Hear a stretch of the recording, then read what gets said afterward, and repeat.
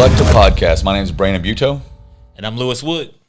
And this is the intro to the Collector Podcast. So a little bit about why we started the show.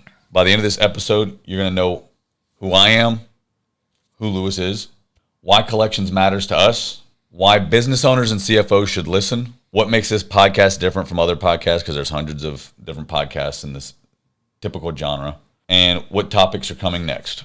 Obviously, I'd like to welcome you guys to the Collector Podcast and explain why this is not just a collection show. It's about entrepreneurialism. If you're in construction, restoration, oil and gas, this will all help you guys. And I'm Lewis. Baker Group is a commercial collections firm. And my role there is basically to help reach out to businesses, let them know about the services that we offer, why they should utilize our service, and how beneficial it is to their business and their operations. So I guess we'll get started with my story and how I got started in this. Absolutely. It's a fun one. It's a fun one. So a little bit of background, just brief over. Former collegiate athlete, and this is just briefing of what I did, where I went from what I did, and a little bit about the background, family. And my wife and I met. We both ran track in college. I was a decathlete.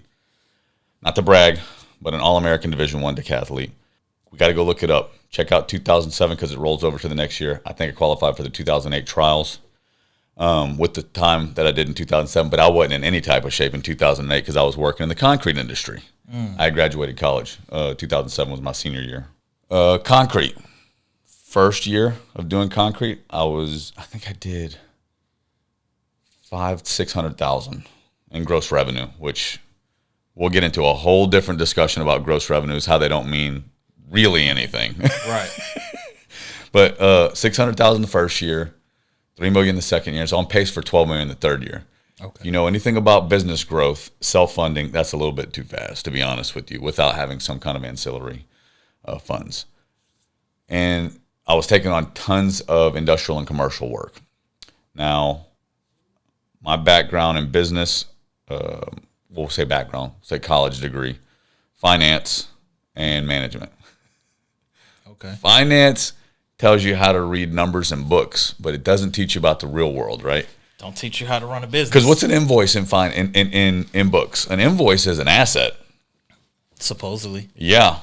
If it ain't in your bank, it ain't liquid, man. Right. So I found out real quick how quickly the sharks circle. I was in my mid-20s, a wife, 2 kids, had over $1 million in unpaid invoices on commercial projects.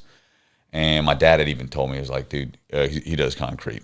He's been doing it for 30 years. He's like, you're letting them guys string you out too long. You need to go get your money or pull guys off the job, whatever it was. And I was like, no, these are good contracts. Look at these gross margins, blah, blah, blah, blah, blah. You know, mm-hmm. He's like, it doesn't matter what your margins are if you don't get paid. And I mean, old school, new. So at any rate, roll that dog forward a few more months. And then the way that cash flow works, especially when you're self-funded, even whenever you have credit lines, because they can constrict your credit lines knowing that you have bad debt technically on the books. Lots of different ways that banks and funding partners will end up basically stripping your cash flow at an exponential rate, because not only do you not have the paid receivables, they're going to constrict your credit lines because it's starting to get risky for them as well because it's not getting paid. Right. At any rate, I had to shut my company down. It was completely solvent until it was not solvent anymore because I just couldn't man the jobs. And it spiraled within about 60 days. I mean, it felt like I had another year left.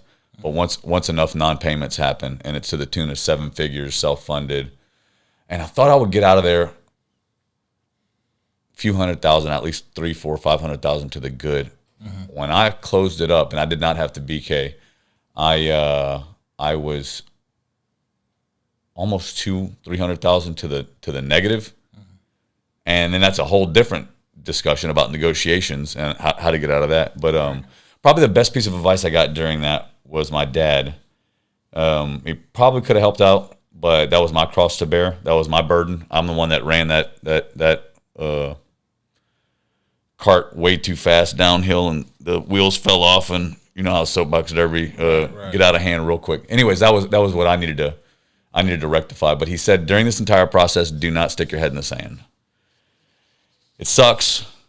it's going to suck, but appreciate it for what it is. And you're getting experience at 20-something years old that most people don't get, if they're lucky, until they're 40, whenever they have something that grows that quickly or built something of that size. I think I had in between 71 and 75 guys on the jobs right there at the end. So we had pretty good crew size.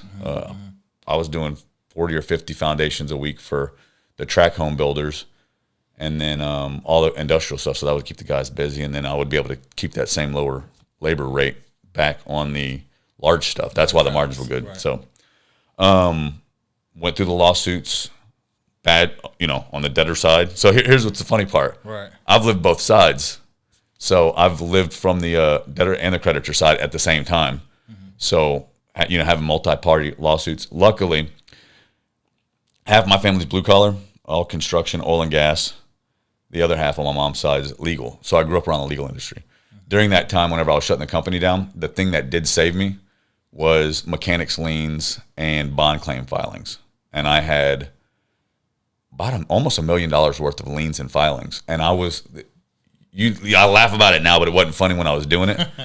I was trading liens and bond filings like monopoly money with creditors. Wow. So I paid off almost $400,000 concrete bill with two mechanics liens. And I had to do all these different settlements and agreements and whatever. But the liens were good instruments during that time for me, because I'm pulling guys off the job and, just muddy up the water. They're going to dispute it and whatever. But right. The lien, I validly had completed the work. Architect signed off on it. At any rate, another good thing that happened through that, and just to let you guys know about how amazing my wife is, when we met, and everybody laughs when I hear this story, we were eating ramen, right? We're college athletes.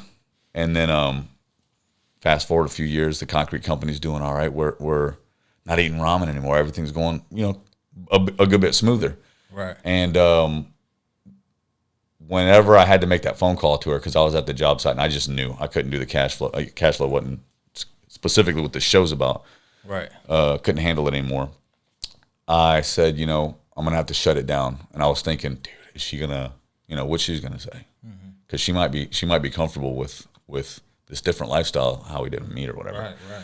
And before I finish the sentence, I'm going to have to shut it down. Before I finish the sentence that I'm going to have to shut this down, she goes, that's fine. Don't worry about it. And like a weight had been lifted off my shoulders. So, yeah. And before I finished the sentence, she goes, that's fine. As long as you, me, and the kids are fine, I'm fine. And like I said, a weight was lifted off my shoulders. And instead of going into like clamshell mode, I went into fight mode. And I was like, nah, you know what? This ain't gonna. And then about the same time, I started up Baker Group. So almost 17 years ago, I guess, in July. Wow. And it started off because I had a bunch of buddies that hadn't been paid on those jobs. And I knew to pool resources, right? I don't have money. Right. So we can all go get our money. Right. But I'm going to need a little bit of y'all's help right now. Right. and we did. And I was like, hold up, there's a bunch of people that aren't getting paid. And they were completely fine with the agreement. You see what I'm saying? Like it works. It's a business model that actually works if you're validly doing what you're supposed to be doing on our end, like Baker's side, right, collection side. Tons of people know how to get the job done. Tons of people know how to sell it, bid it, make money. Getting paid is a pain. We all know that. Yeah. So we're satisfying a need that happened by my life path, I guess. Right. But it worked out because out of necessity. So the necessity of me just needing to pool resources and get that done. And I was like, hold up. There's a bunch of people. What I mean by a bunch, there's hundreds of thousands of contractors not getting paid on an annual basis. Right. Started off like that, and then we went to the restoration industry and oil and gas. Of course, we're here in Houston. And then oil and gas is construction with more complicated contracts, right? Timelines are critical and different terminology, but it's roughly the same type of contract. And then, of course, trucking and transportation, because that satisfies the industries that we're in. Right. So that's a little bit of background about what we are, how it got started, how awesome my wife is. Yeah, that's awesome. And we got 5 kids, and I guess run around the country with travel sports. You know that. Yeah. My wife was also a Division I high jumper, so they don't have a choice but to jump. Yeah. So when you have a situation like that happens to you, a life changing situation like that, right? With having to make the hard decision to close the business, and then turning around and saying, okay, me and these guys, we need to get paid. Then starting up Baker Group, did it make you nervous? No. So that part was actually the easy part. Mm-hmm. It was a few years after, whenever, it's starting a small business, especially. So here, the weird part was coming from the construction industry to the office industry. And in construction, if you don't do a good job, and I'm talking about employees wise, if you don't do a good job, you just don't have a job tomorrow. Like, it sounds bad, but like everybody in the field that's been there for years is there because they're worth. They've proven themselves for years. Right. Most of it's a lot of 1099, a lot of subcontract stuff, and so whenever you're not getting your stuff done, you just don't go out to the next project. Right. In an office, you got 40, 50 W-2 employees, and you know how it is. The weird part was figuring out, and my mom helped me through this one because she manages 4 offices of a nationwide complex corporate litigation firm. Okay. I had to have many talks with her. 70-80% of office people I'm telling y'all the truth. Y'all know this. CFOs of these companies and control, they know this. 70-80% of people want to just fly under the radar. You know what I'm saying? Yeah. Do enough to not be hassled. Yeah. I'm gonna come in, I clock in, I do my job.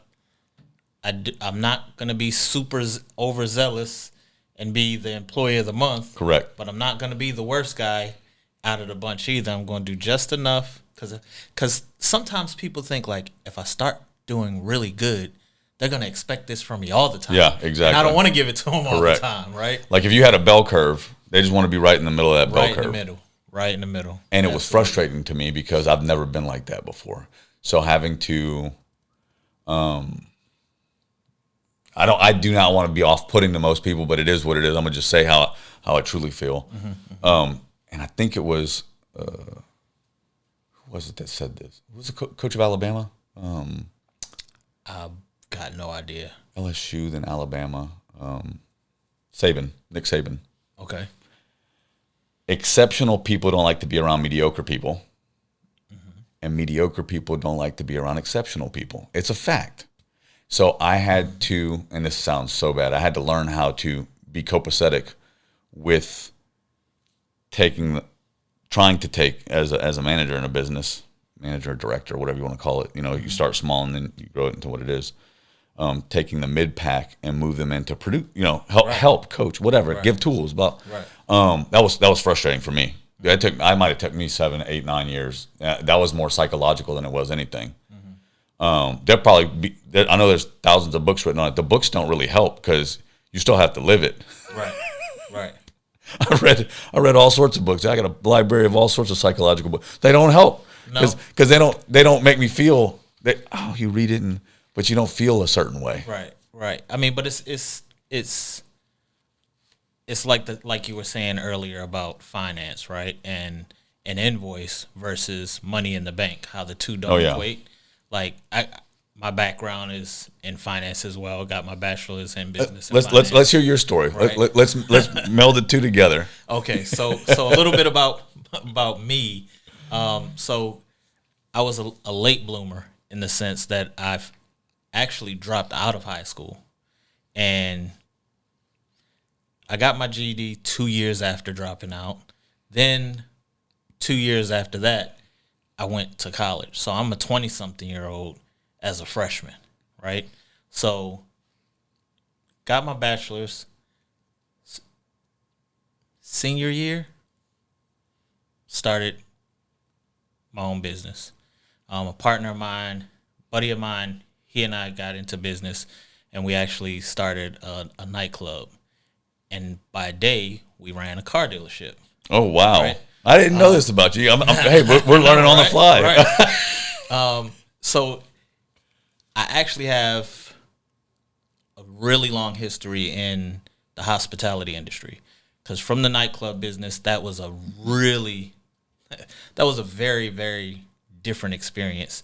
Because we had a lot of issues with the city, like when you talk about having to go to city council meetings and neighborhood meetings and things like that, and you have all the, Hold on, where was this at? This was in Baltimore. Okay. Where I'm originally from, Baltimore City.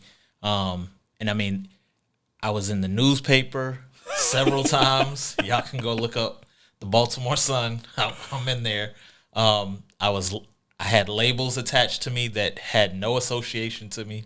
And I think it was the fact that I'm in my 20s, my partner's in his late 30s, and he's a 5'1.5" tall Korean kid, walks around with his hair in a ponytail, and here I am standing next to him, and it's like, okay, these guys are up to something. They got something else going on. Not knowing we sell cars by now. So we're constantly in different cars. Oh my goodness. So, all the stereotypes were attached. Anyway, fast forward. I got married. I was dating a young lady, got married. This sounds like a early 2000s movie plot. It is. It is legit. Fast forward. I got married. My wife at the time, we made an agreement. I'm going to focus on business. She's going to focus on, her career. Mm-hmm. She wanted to become a lawyer. She finished. She got her master's, and she got her bachelor's, and she was working for it's a big company, Northrop Grumman. Okay, yeah. Defense contractor. Down in D.C., but she hadn't gone to law school. So I said, when you're ready to go to law school, we'll make whatever move that looks like, whether it's D.C., New York. There was a lot of different options. So that's what took me to Atlanta. Fast forwarding this show here. So that's how I ended up in Atlanta. When's your book coming out? Probably soon. So 15 years in Atlanta, I took what I knew in the nightclub business, and I just stayed in hospitality. I started working with some different restaurants, started making my way around, and I got into restaurants, nightclubs, worked with some very well-known radio hosts turned nightclub restaurant owners. I worked with some recording artists that I won't name their names, but who own past tense and present tense clubs and restaurants in Atlanta, and I've helped them open theirs. And then I've always had my side piece or my side chick in business, which is real estate. Yeah. So I've wholesaled and dibbled and dabbled in real estate, right? Yeah. So I made a decision I was working for a company out of New York as a regional consultant for their franchise owners. And I decided to step away from that because I'm helping all these different people start their businesses, fix their businesses, run their businesses. And here I am, I'm doing all this, and I have this love that I just am not pursuing for myself. So I got into real estate, started fixing and flipping houses. Then I segued over into once people knew that I was in real estate and fixing houses, started off doing little jobs here and there, right? Rehab, kitchen remodels, stuff like that. Then we started just gutting stuff. So this is in Atlanta, right? This is still in Atlanta. Yeah. So we started just gutting stuff. What time? What Now we're looking at 2021. Circa 2021. Yep. Oh, wow. Circa 2021. So this is a market. Yeah. Because after COVID, it definitely is. And Atlanta followed that 1-to-1 ratio that Houston follows, which means you can do the Burr method, which is absolutely. There's a lot of cities you can't do that in, but big market like Atlanta, correct. Huge market, in low mid market Houston. houses, you could absolutely, because you can turn them fast. And they say Houston is the baby to Atlanta, but it's totally not referencing size. It's the fact that people have migrated and built up, and a lot of the things that Houston is starting to experience, Atlanta's already kind of been through. Yeah. Right? A lot of the gentrification. So the deals that you could find for 20, 30, under $100,000, you can't find those in Atlanta anymore. You could still find some of those here in Houston. If you look hard. You got to know where to look, and how to look, right?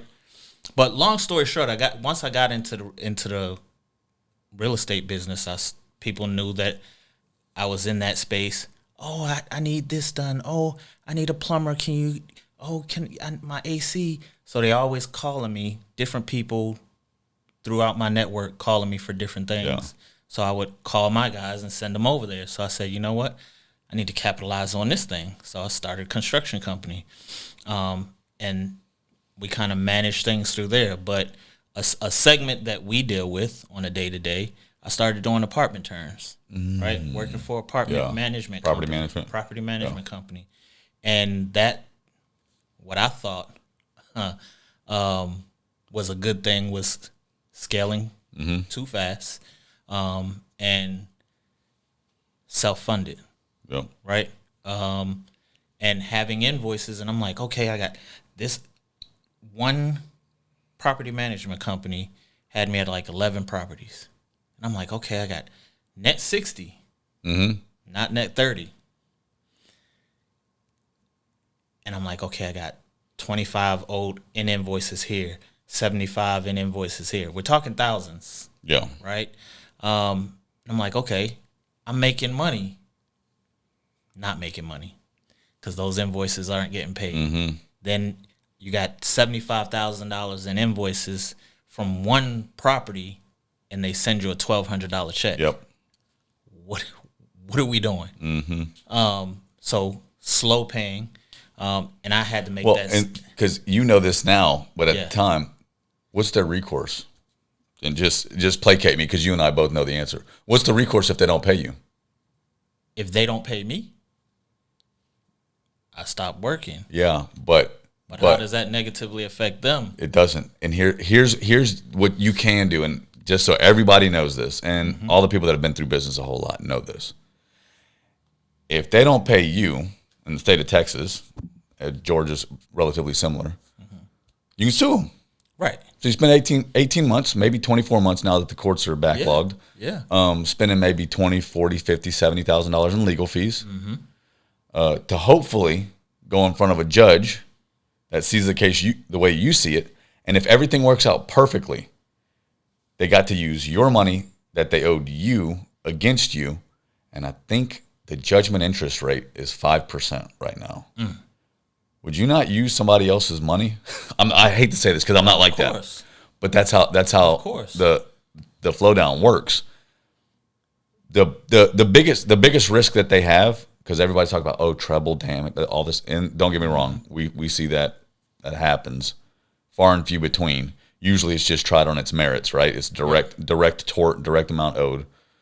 And I have to preface this, I'm not an attorney, but we have them scattered throughout this office. Right. So we talk with them on a daily basis. But if you're trying to cash roll Peter to Paul principle that we always talk about, exactly, they will use your money to fight the lawsuit that they owe you. In worst cases, they owe you your money and your legal fees at worst, right. And the 5% interest. Well, banks aren't even doing 5% signature loans right now, so then it's better to use your money. You win the judgment, you have the fees and everything added up, and that number looks nice, but at the end of the day, you still don't walk out of there with a check in your hand. And you've now done multiple rounds of discovery, depositions, wasted time, wasted mental anguish, energy, all that stuff like that. We do that. That's what we handle. But so here I am, about liquid, I'm out just under $500,000. In invoices, I'm at like 3/4. In unreceivables. Yes. Right? In unreceivables. That's another term. Right. I like that term. So I met with an attorney. I had a couple of consultations, and I met with one that sound decent, and $10,000. That was the retainer that was needed. And then I had to feed that coffer, right? So if as the spin down happened, that 10,000 had to stay at 10,000, right? So I said, you know what? I don't have 10,000 to give you, because what I did make sure I did, because I was self-funded, I paid my people, right? I paid my people. I ate the bullet, right? Liquidated my assets, toys, so forth and so on. And I made sure I made my people whole, right? But the learning lesson from that is what you just said earlier. Invoices do not equate to money in the bank. And that's probably the biggest lesson that I learned.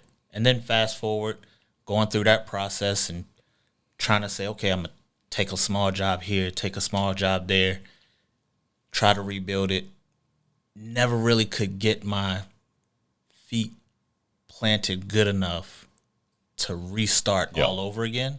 And fortunately for me, it took a toll on my family, my personal life, my relationship with my wife. But fortunately, we were able to rebuild that aspect. And now here I am at the Baker Group, right? And we're doing this. We have pretty similar stories. Yeah, very. That's pretty crazy. Yeah. I learned more sitting here and we've about each other. We've known each other for quite a while. Yeah. We hadn't talked in depth about the stories. I know, so I personally know what it feels like on a Thursday night. In construction, you pay on Friday mornings in San Antonio, where I was. I know what it feels like going to bed next to your wife on a Thursday night, not going to sleep. Correct. Looking up at the ceiling and wondering where I'm going to get $75,000 the next 18 hours to pay the extra amount of payroll, and then driving down to Corpus Christi and picking up a check for $200K, putting it in the bank, telling the bank, "Hey, can you make that look?" You know what I'm saying? Like just, right. And then the next week you got tons of money in the bank, and then 3 weeks later you got no money in the bank. And that's the thing people say, like, start your own business, be an entrepreneur. I'm telling you right now, that's everybody that hadn't started their own business, right? Says that. Oh, it's easy. You get so much of your time back. It depends on what kind of business, right? And even the businesses that are quote unquote print money in your sleep type businesses, you still have work to do.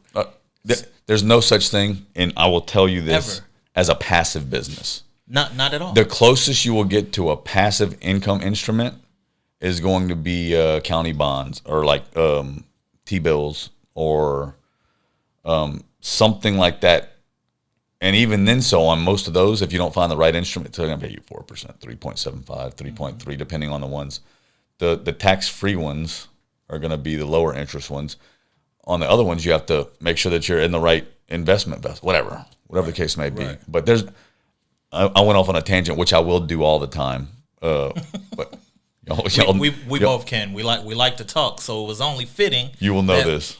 We do this, right? Every 20-minute episode is going to always end up being 45 minutes. Like, tons of stories. Down. What can we cut out of that? Tons of stories.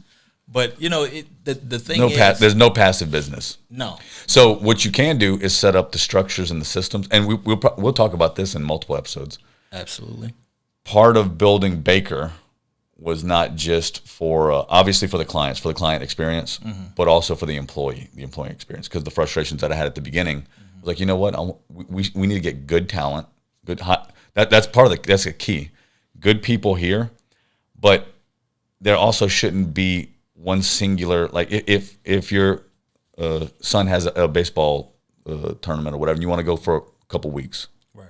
That should be valid, right? So if you set up the business where there's cross checks and people handling stuff, and you could double clutch when you get back, whatever. Dot the I's and cross the T's, but there's also, when you set it up right, there's a quality of life benefit, right? Oh, absolutely. So my thought is the client should have a quality of life bump because you know how to sell, you know how to market, you know how to do the job. Why are you spending 20% or 50% of your time mentally and in your office trying to get your money? Right. Don't get me wrong, that's part of business, but you can outsource that to us. All you do is pay if we produce. Or how about the accounting department? You hire an accountant to manage the numbers. You know, you have a receivables and payables, or you have one bookkeeper that handles all the stuff, right? But when you're not getting paid, now that bookkeeper has to do a job that they never were trained for, never experienced. Bookkeeper's not a collector. You know that. I know that. You know that. I know that. A CFO, a controller, they're not collectors. The other reason why you know this isn't just happening to small companies is because I don't know. Don't quote me on the number. It's going to be over 30, but under 37 S&P 500 companies as our clients. So it doesn't just happen with companies that do a couple million a year or 50 million a year. It happens with all the companies that do billions a year that, you know, have tens of thousands of clients. So we don't have a problem scaling our systems for large intake and output and satisfying the numbers that those people need to hit. Right. Simply because our processes are tight, tip top. But if the small business owner out there is like, oh, this is just because I run loose and whatever, it's not. Everybody that does decent amount of business has receivables problems. Absolutely. I don't think that there's, again, we're talking businesses that provide a service or a product, right? There's no way that you have been in business and never had a payment issue. Well, the only way that can happen is if you stuck with the same 3 or 4 customers like my dad. But if you are scaling your business up, you're gonna have invoice problems. If you're sticking with the same home builders that or whatever it was that you've always been around for the last 30 years, it's plausible. But if you are growing your business, which means taking on new clients, there's always a risk there, and that's where we also help on the credit side, the front end. So talk about that a little bit. So if you're getting new clients, how do you? I mean, I know this, but tell our audience, how do you help these business owners protect themselves as they're trying to scale their business? So this is not a credit report, but an asset and liability report will give you a snapshot and make sure that you know who you're doing business with. And we talk about it all the time in the office. Somebody that's going to end up screwing you does it with the intention from the onset of you contracting or agreeing to do business with them. We see it on a weekly basis. We have a lot of building supply companies that are our clients. They run these credit reports through us. Somebody that has an open credit line with them that is currently defaulting on their credit line will spin up an LLC and try to get a new credit, a new open. To me, it's kind of crazy. Right. That's a little bit brazen, but you'll see like the same business owner. So we run the credit check and we're like, so you connect the dots. Oh, absolutely, absolutely. Nice. And we have systems for that, but and we have licensing and all that type of stuff that we have to upkeep. But you will see some pretty crazy stuff where somebody that owes our client $150,000 in drywall and screws is trying to get another $250,000 credit line open with a fresh LLC. Another business. Right. Same owner. Because they know what they're doing. Oh, absolutely. Right? They know what they're about to do. Absolutely. So they got to set it up before they shut the other one down. Paper companies, so just companies on paper have no assets. Do they currently have a bunch of liens filed on them? Mechanics, could be federal, could be whatever type of liens. You can see all the public data, but it's centralized in our reporting systems. Okay. And is that report depending on the has entity an structure, AI factor to it, right? Part of our systems, yes. Part of it, yeah. And part of what this podcast will do is also, and we thought about this over the last few weeks. We will be talking about AI because a bunch of people misquote the capabilities and the possible, everything. And we run some agents and different things here that helps out. But I do think that you always need stop checks with human factor. Oh, for sure. I think so. It can do the heavy lifting with the data. Yeah. I think if you let it run wild, it does some crazy stuff. And I've been messing with this type of processing since like 2014, 2015. Yeah, I just have trust issues. I can put my car on cruise control, but I can't put it on automatic drive. No, I can't. No, it's too many stories about. Yeah. We get into that on Conspiracy Thursday or something like that. I'll tell you all about what I think. Right. Hey, are you really writing a book or what? No. Okay, because I was joking, but when you looked at me, I thought I'm you were. not currently, but the thought has crossed You my mind. You looked up to me and times. Several times the thought has crossed my mind. My wife actually keeps telling me I should. When you looked up and go, it's always coming. I was like, oh, well, maybe I just found out something else. We just finding out all sorts of stuff. Right. It's one of those things like when you keep hearing it. Yeah. Then it's like, okay, maybe you should start.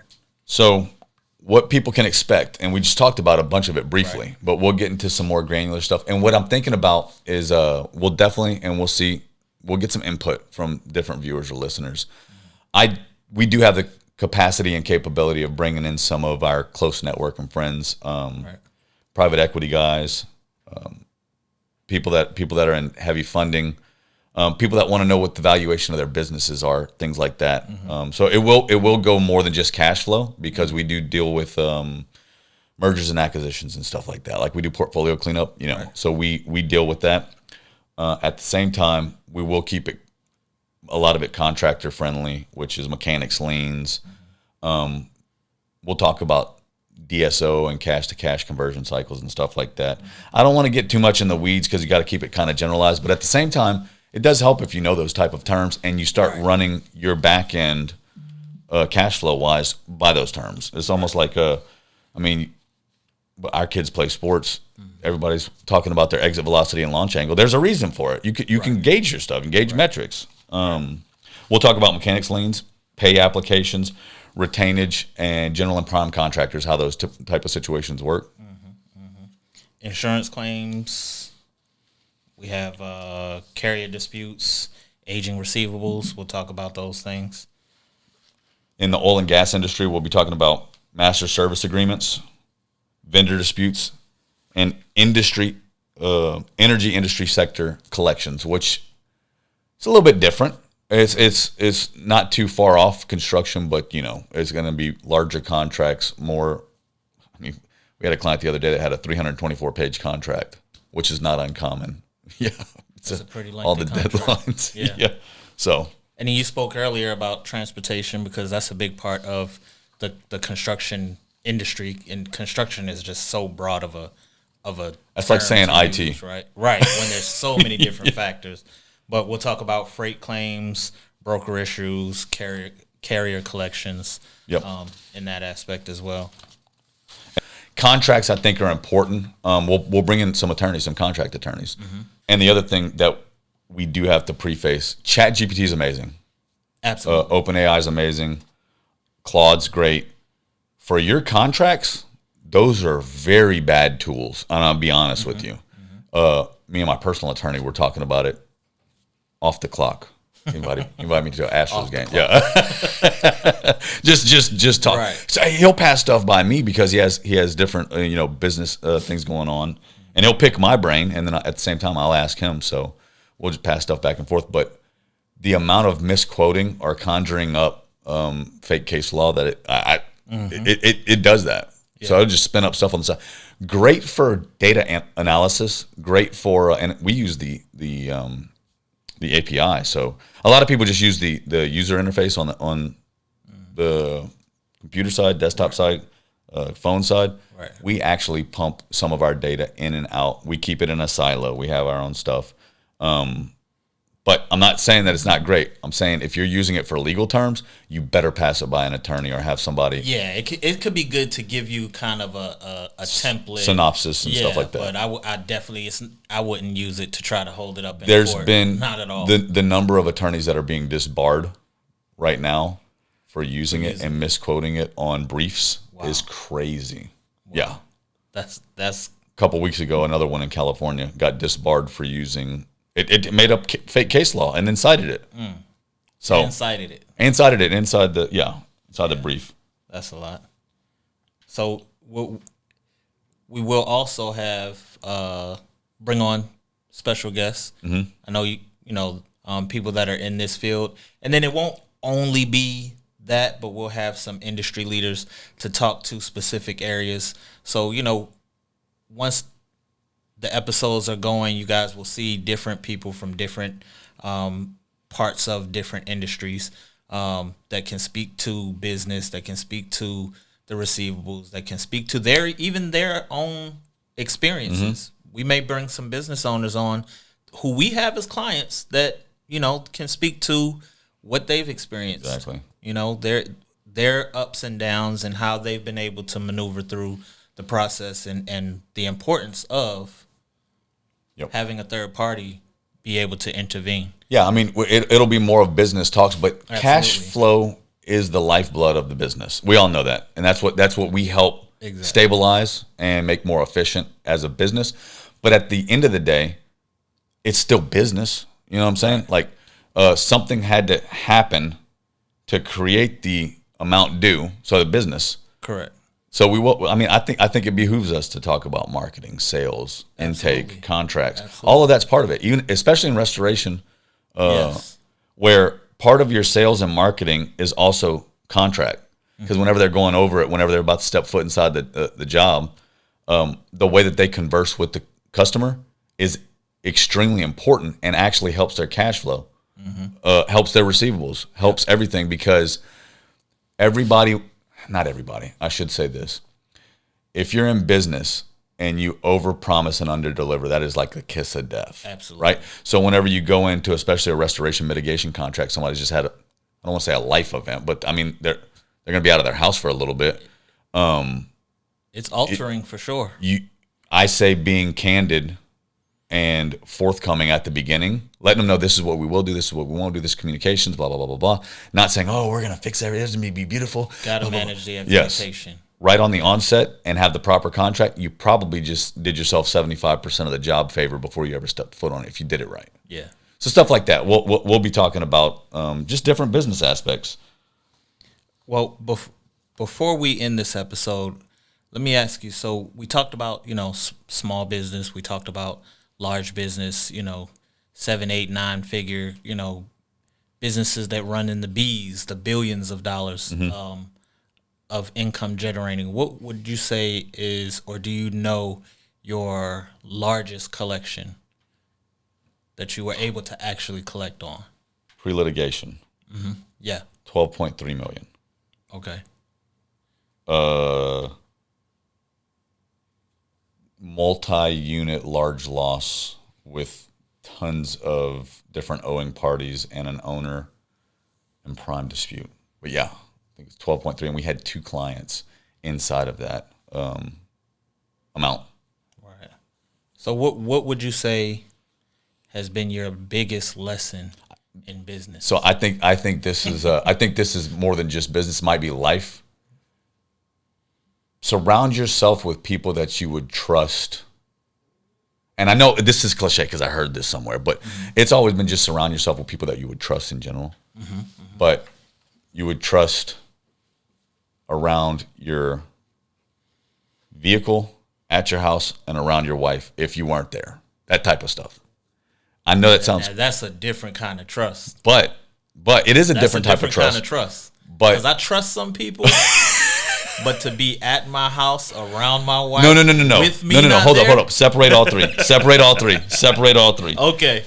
So your wife is at the baseball game. Okay, and I'm not there. No, not in your vehicle at your house with your wife. That's a different kind. No. So or if we're talking Let's contracts, clarify. not and or. Let's not clarify. And or. Okay. So separate all three. You'd let them use your vehicle. Okay. Cool. Separate. If they were at the baseball game by themselves around your wife, everything would be good. Cool. Kids' baseball game. If you were at your house and you had to run to the store to get something, they'd be cool. Separately. All separately. They ain't taking you, you know what I'm saying? Right. Sniff around, messing with your mail and stuff like that. Got it. I think that's a good barometer. I do think that's a good barometer. So. I would say so. You do business with people that you trust like that. I think, and like just, it's a good unit. Also, I think it's the same in sports. I think what I've learned from my time is I was team captain, conference MVP, all that stuff like that. I do think having a team mentality while also having individual aspects of satisfying the team's goal is important. So being around people that you trust and it makes life a little bit better. I mean, nobody wants to be stressed. No. Just to be stressed. Correct. Right. So you're just adding to it. Yeah. And so before we close this one out, I got a few for you. Okay. What is the most surprising thing that you've learned since being at Baker Group in this industry? Very, very, I say this, it amazes me every day that someone says, no, I haven't been paid. No, I don't want to pay for an attorney. No, I don't want you to help me. I'm going to do it myself. When I'm telling them that this is a service that you don't have to pay out of pocket for up front. Right now you have zero. So collecting 70% of your money instead of the zero that you have now, and you actually have a team of people that's going after that money to get for you versus you singular going after that money. And taking time away from new business. Building new business. Yeah. That is one thing that I can say. And we contractually can't accept less than 100% without written permission. Correct. It is what it is. We don't make this. We don't make decisions about your money. Yeah. It's like telling somebody the diagnosis and then be like, nah. What do you know, cardiologist? Right. As if this isn't what we do. Exactly. Yeah. Yeah. Another one. And this might segue, that last one might segue into that, but what do you think the most common mistake that business owners make is? Yeah, you're right. It segues because the most common is thinking that you can do it yourself. So I'm glad you said that. I didn't mean to cut you off. No. The most successful people that both you and I know, and just throwing this out there, they know what they're good at, and they either outsource or insource the rest. Exactly. They stick, like we have clients that have companies that do $500 million a year in business, a single owner or like, a board, but majority owner. Mm-hmm. They might be good at marketing and sales. The owner knows a lot about everything else in the business, knows the processes, but defers data analytics, accounting, back end, that type of stuff to people that are either insourced in their company or outsourced with their vendors and partners. So business owners, like, let's just take ourselves, right? We went to school, we business, finance majors, right? Yep. Did you do your own books? No. I didn't do my own books either. No. Because we're smart enough to understand, not saying people aren't smart, but we knew to surround ourselves with the people. That's a job that I'm going to designate to someone who does that for a living. You also need another set of eyes. Another set of eyes, but you need a culpable party too. Yes. Because I'm trusting in you. Correct. Correct. I'm just saying. Correct. That I'm not taking on the burden. That's the same thing with law. Mm-hmm. You usually see co-counsel whenever things get big enough. They specialize in this portion. They specialize in this portion. It's a big enough case. You're going to see multiple different specialists involved. Right. And then what do you think, especially with the mid and small caps, that each business should probably implement tomorrow if they could? Pick up the phone and call me. Joking but serious. I honestly believe that businesses should definitely have a third party. Of course, I want your business, but if not us, definitely incorporate a third party. You have to have a process and system in place on how you're going to collect. Because a lot of people, they put things in place on everything else, right? But there is no collections process because that's not what inbound sales calls. Mm-hmm. They have a strict process. If they're acquiring new business like that, right? Right. Susan's gonna pick it up. She's gonna turn it over to such and such. He's gonna get in the truck. He's gonna go out, check the job. He's gonna blah blah blah blah blah. Like if it doesn't happen like that, somebody's getting in trouble. Exactly. On the back end, it is not nearly that tight. Correct. So that's why definitely pick up the phone, call me. My information, you'll see that down below.